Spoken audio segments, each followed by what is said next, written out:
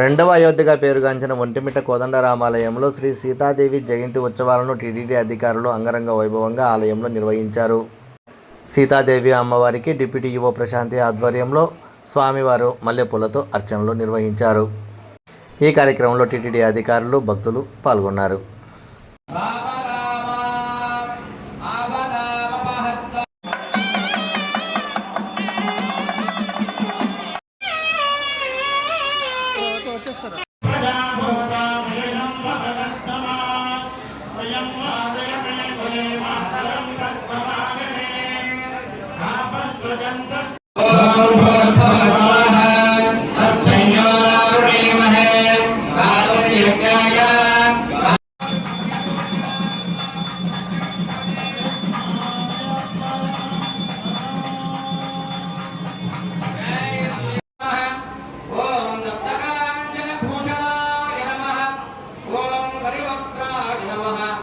దాంట్లో భాగంగా ముందుగా శిక్షణారాధన, తదనంతరము వాసుదేవ పుణ్యావాచనము,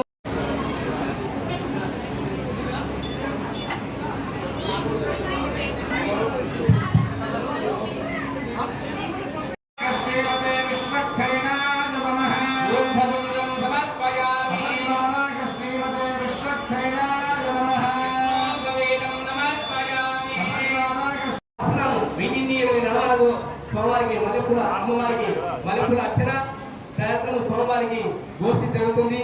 తర్వాత